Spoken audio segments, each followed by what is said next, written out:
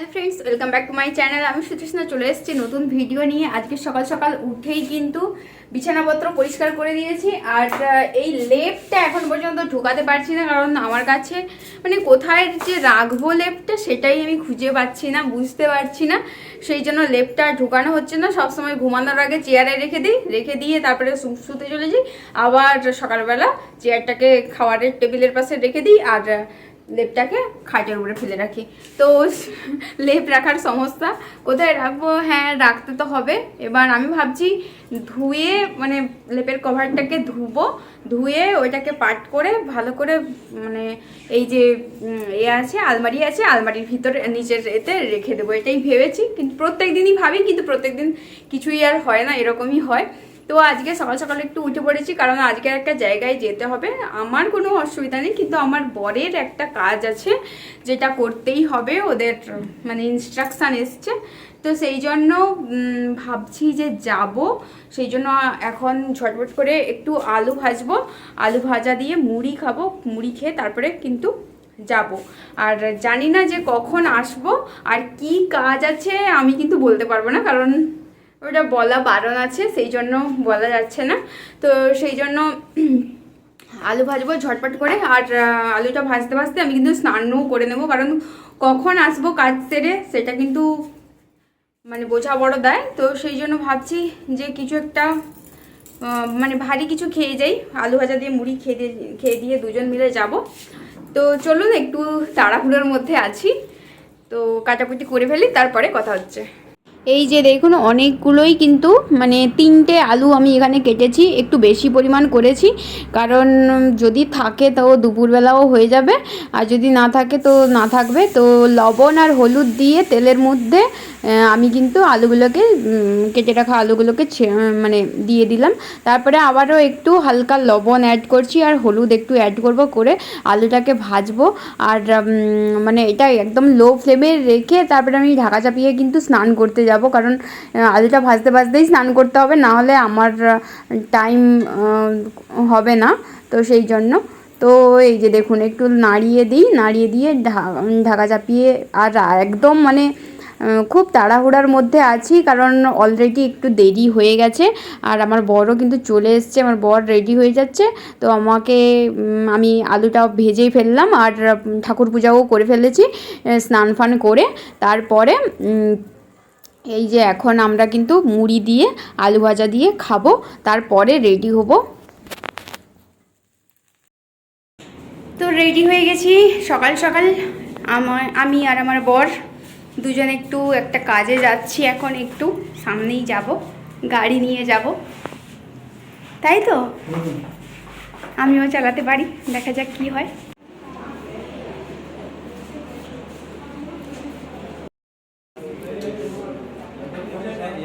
ওখানে কিন্তু কাজ শেষ করতে করতে প্রায় 2টা বেজে গেছে। আর এই যে আমরা এখন কিন্তু বাড়ি ফিরছি। আর এই যে দেখুন, এটা ক্যাম্পাসের ভেতরে কত সুন্দর ফুলের গাছ হয়েছে, মানে কৃষ্ণচূড়া ফুলের গাছটায় কত লাল লাল ফুল ফুটেছে, যেটা দেখতে কিন্তু ভীষণ ভালো লাগছে। আর আমি প্রত্যেকদিন এখানে গাড়ি শিখতে আসি, আর মানে গাড়ি সমস্তটা চালাতে পারি, কিন্তু এই কর্নারটা আমি বাঁকতে পারি না। তো সেই জন্য আমার বর এইখানে দেখাচ্ছিল যে এইভাবে বাঁকবে।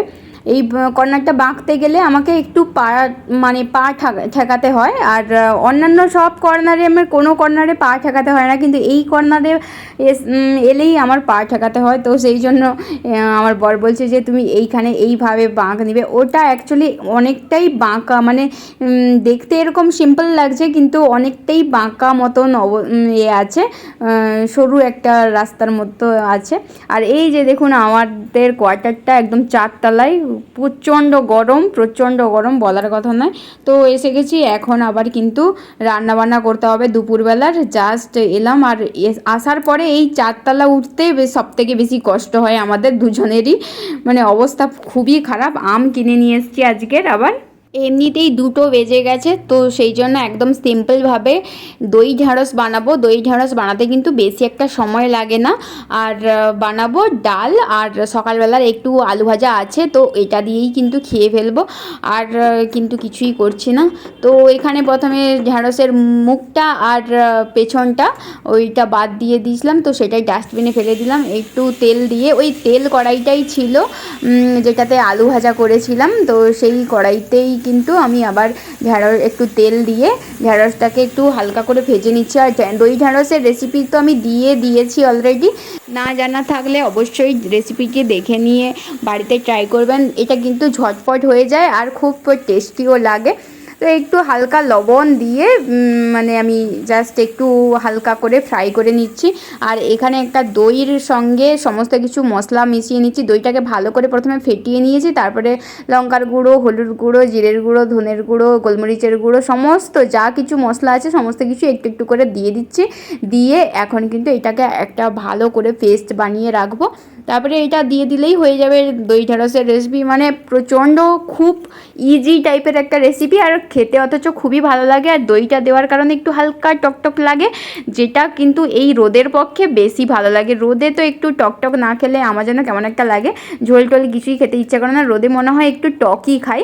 বিশেষ করে আমি পূর্ব মেদিনীপুরের মানুষ, তো আমার তো প্রচণ্ড টক খেতে ইচ্ছে করে। যেহেতু আমার বর টক পছন্দ করে না, তাই জন্য আমরা টক রান্নাটাই প্রায় করি না। কিন্তু আমি কিন্তু টুকটুক আমার কাছে যেহেতু আমচুর আছে, তারপরে ওই তেঁতুল আছে, সেই জন্য আমি কিন্তু টুকটুক খাই মাঝে মধ্যে যখন আমার খেতে ইচ্ছে করে। আর তেঁতুলের কথা বললেই তো আমার জিভ দিয়ে জল চলে আসে। তো এটাই হচ্ছে কথা। এই যে দেখুন, এইবার এটাকে একটু লো ফ্লেমে 5 মিনিট মতন ফুটিয়ে নিলেই হয়ে যাবে। আর ভাতটা অলরেডি আমি মানে বসিয়ে দিয়েছি, ভাতটাও তাড়াতাড়ি হয়ে যাবে। এই যে দই ঢ্যাঁড়স হয়ে গেছে, এবার কিন্তু ডালটা বসিয়ে দিয়েছি। ডালটা আজকের আর প্রেশার কুকারে দিচ্ছি না, একদম মানে সিম্পলভাবে করব। তো এই কড়াইতেই করে ফেলেছি। আর একটু বেশ ধনেপাতা দিয়ে করেছিলাম, বেশ ভালো লাগছিলো। আর এই বেলটা আমার বর কিন্তু ওদের কাজ করে যেখানে, সেইখান থেকে কিন্তু পেড়ে আনছিল। তো আমি ভাবছিলাম বেলের কালারটা দেখে যে মানে উপরে একটু দাগ দাগ মতন লাগছিল, তো সেই জন্য আমি ভাবছিলাম হয়তো এটা পচে গেছে, কিন্তু একদমই পচেনি, খুবই সুন্দর হয়েছে। তো যেহেতু গরম থেকে এসছি, তো খাওয়ার পরে একটু মনে হলো যে না, এইটা ফ্রিজের মধ্যে রেখে দিয়েছিলাম, আর ফ্রিজের মধ্যে জলও রেখে দিয়েছি। তো সেইটা দিয়ে কিন্তু এখন একটু ভালোভাবে শরবত বানাবো। শরবত বানিয়ে সেইটা মানে এটা খেলে একটু পেটটা যদি ঠান্ডা হয়। এত গরম ভালো লাগছে না, বিশেষ করে সবসময় তো ঘরের ভিতরে থাকি, অতটা গরম মনে হয় না, কিন্তু মানে গরম লাগে কিন্তু অতটা লাগে না। কিন্তু আজকে যেহেতু রোদ থেকে এসেছি, বেশি গরম লাগছে, তো সেই জন্য 1 গ্লাস আমি ওকে শরবত দিয়ে দিলাম, আমি নিজেও একটু খেলাম। আর এখানে ছানাটা মানে করেছিলাম, এটা আজকের নয়, এটা হচ্ছে পয়লা বৈশাখের দিন। আমি তো রেসিপিটা শেয়ার করিনি, তো আজকের ভাবলাম এখানেই মানে জয়েন করে দেই, কারণ আজকে তেমন কিছু ভিডিও ছিল না, সেই জন্য ভাবলাম যে সেই দিনের ভিডিওটা ছিল এটার সঙ্গেই জয়েন করে দিই। তো আমি কিন্তু অলরেডি অনেক দিন থেকে ছানা জমিয়েছিলাম এই পয়লা বৈশাখের দিন মিষ্টি বানানোর জন্য। তো সেই জন্য আমি কিন্তু এই যে ছানাগুলোকে প্রথমে একটু ম্যাশড করে নিচ্ছি, আর এটাকে একটু ভালোভাবে চটকে কিন্তু একদম প্লেন করে নিতে হবে, তাহলে কিন্তু মিষ্টিটা খুবই সুন্দর হবে। যদিও আমি ফার্স্ট টাইম কিন্তু বানিয়েছিলাম এই নলেন গুড়ের রসগোল্লা, এর আগে কিন্তু কোনো দিনও ট্রাই করিনি। এটা আমাকে মাই বলেছিল, মানে ফোনে জাস্ট বলেছিলাম যে অনেক দুধ জমে গেছে, তো অনেকগুলো ছানা বানিয়েছি। ছানা একটু আধটু আমি খাই, আমার খেতে ভালো লাগে, কিন্তু আমার বর তো খায় না, সেই জন্য কি করব, অনেকটাই ছানা হয়ে গেছে, তো এতটা ছানা খেতে পারবো না। তো ফ্রিজে রেখে দিয়েছিলাম, ছানাগুলোকে জমিয়ে অনেকটা হয়ে গেছে। আর সুন্দরভাবে থেসে দেখুন একদম কিন্তু প্লেন করে নিয়েছি। প্লেন করে নিয়ে এখানে 23টা মতো আমার কিন্তু রসগোল্লা, এগুলো কিন্তু রসগোল্লা বলবো না, একদম রাজভোগই হয়ে গেছে। দেখতে ছবিতে এরকম ছোটো ছোটো লাগছে, কিন্তু অ্যাকচুয়ালি কিন্তু অনেকটা বড় হয়েছিল। আর প্রথমে আমি এই 5টা মতন একটু হালকা মানে তেলে একটু ভেজে নেব, ভেজে নিয়ে তারপরে করব, কারণ এটা আমি দেখেছিলাম গোলাপ জামুন কিন্তু এইভাবেই বানায়, তো সেই জন্য ভাবলাম যে একটু ট্রাই করি। আর গোলাপ জামুনের সঙ্গে কিন্তু অনেকটা সুজিও দিতে হয়, কিন্তু আমার কাছে যেহেতু সুজিটা নেই, মানে সুজি আছে কিন্তু আমি দেবো না ভাবছি, কারণ অনেকটাই হয়ে গেছে। আর সেই জন্য ভাবলাম যে এমনি সিম্পলভাবে একটু ভেজে করে করি। তো এটা দেখি কেমন লাগে, যদি ভালো লাগে তাহলে কিন্তু আবার পরে এবারে করার চেষ্টা করব। তো একদমই হালকা তেলে একটু হালকা করে ভেজে নিচ্ছি। তো এটা ভাজা হয়ে গেছে, এটা এবার এক এক করে এই যে চামচের সাহায্যে তুলে নিচ্ছি। আর রসগোল্লাটা মানে আরগুলো তো এমনি রসগোল্লা করব। আর এটা এমনি ভাজার পরে তারপরে ওই নলেন মানে গুড়ের জলে এটাকে ডুবিয়ে রাখলে যদি মিষ্টি হয়। তো এটাই হচ্ছে কথা। আর ভাজার পরে দেখুন জাস্ট কতটা সুন্দর লাগছে, দেখতে তো বেশ ভালো লাগছে। আমি তো সাধারণত কোনো দিন মিষ্টি বানাই না, কিন্তু আজকের প্রথমবার ট্রাই করছি, কারণ বললাম না যে আজকের পয়লা বৈশাখ। আমি তো এর আগে কোনো দিনই মিষ্টি বানাইনি বলতে গেলে, কিন্তু পয়লা বৈশাখের দিন ট্রাই করছিলাম, কারণ পয়লা বৈশাখের দিন একটু মিষ্টি মুখ করতে হয়। আর এখানে তো মিষ্টি আছে, কিন্তু ওই রসগোল্লা কিন্তু আমাদের মতন পাওয়া যায় না। আমাদের এখানে বেশি সন্দেশ জাতীয় মিষ্টি, কিন্তু রসগোল্লা এগুলো পাওয়া যায়, কিন্তু কোন দোকানে পাওয়া যায় আমরা ঠিক জানি না। আমরা যে দোকানে গিয়েছিলাম সেখানে ছিল, কিন্তু সেটা না কেমন একটা লাগছিল, ভালো লাগেনি। দেখেই কেমন একটা মনে হচ্ছে যে এগুলো মনে হয় শুধু চিনি দিয়ে তৈরি, আর কোনো ভালো লাগছে না।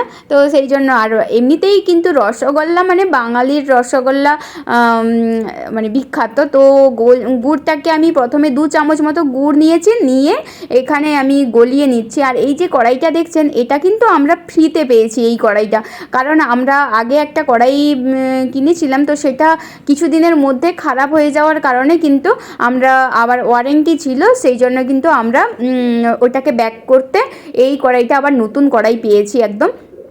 তো আজকে নতুন কড়াইটাতেই মিষ্টি বানাচ্ছি, কারণ আমার বরের কিন্তু একজন ফ্রেন্ড আছে যারা একদমই নিরামিষ, মানে কোনো মাছ মাংস ডিম কিছুই খায় না। তো সেই জন্য ওনাদেরকেও দেওয়ার ইচ্ছে আছে। তো দেখা যাক কি হয়। সেই জন্য এই যে দেখুন, এখন কিন্তু আমি 2 চামচ মতো গুড় নিয়েছিলাম, তাই জন্য 2 কাপ মতন আমি জলও দিয়েছি এখানে, দিয়ে তারপর মানে খুব ভালোভাবে ফুটতে তারপরে কিন্তু একে একে আমি এই ছানার রসগোল্লাগুলো তুলে দিচ্ছি এখন ফোটানোর জন্য। তাহলে কিন্তু ভালোভাবে ভাজা হয়ে যাবে, আর ভিতরেও কিন্তু রসটা ঢুকবে। তো সেই জন্য আমি কিন্তু একে একে করে দিয়ে দিচ্ছি। আমার তো বিশাল ভয় লাগছিলো যে ছিটকে না পড়ে যায় হাতে, পুরো একদম টকবগিয়ে গরম এই রসটা। তো সেটাই হচ্ছে কথা। তো দেখা যাক কি হয় বর্তমান। তো প্রথমে তো এরকম দিয়ে দিয়েছিলাম, তারপরে ফুজ ধরতে কিন্তু পুরো একদম রসগোল্লার মতনই লাগছিল, আর বেশ ভালো লাগছে। আমার তো প্রথমবার বানিয়েছি, বেশ খুবই ভালো লাগছিল। আজকের আমি তোমার জন্য মিষ্টি বানিয়েছি দুপুরবেলা না ঘুমিয়ে, তো সেটা এখন বের করছি। 2 রকমের মিষ্টি করেছি, দেখি। এটা একরকম, দাঁড়াও, বাহ, এ তো পুরো নলেন গুড়ের। এটা নলেন গুড়ের রসগোল্লা বানানোর চেষ্টা করেছি, জানি না কি হয়েছে। তো একটা এটা, আর এটা একটা আলাদা মিষ্টি, যেটা আমার রেসিপি। একটু জুস দিই। তুমি তো এখন তাহলে মিষ্টি দোকান একটা খুলতে পারো। খেয়ে টেস্ট করে বলো কেমন লাগছে। আচ্ছা, আরেকটা এটা মিষ্টির নাম জানি না, কিন্তু এটা আমি মানে আমার মাথা থেকে একটা রেসিপি। না, এটাই 2টা ভ্যারাইটি, আর নাই কিছু? না, এটাই। ঠিক আছে, আমি খেয়ে দেখি। ভালো বানিয়েছো, দেখে তো ভালোই লাগছে। নলেন গুড়ের রসগোল্লা। আর এটা কি ছানা বড়া? না, রসগোল্লা, রস কম হয়ে গেছে। আচ্ছা ঠিক আছে, ভিডিওটা এখানেই শেষ করছি, দেখা হচ্ছে নেক্সট ভিডিওতে।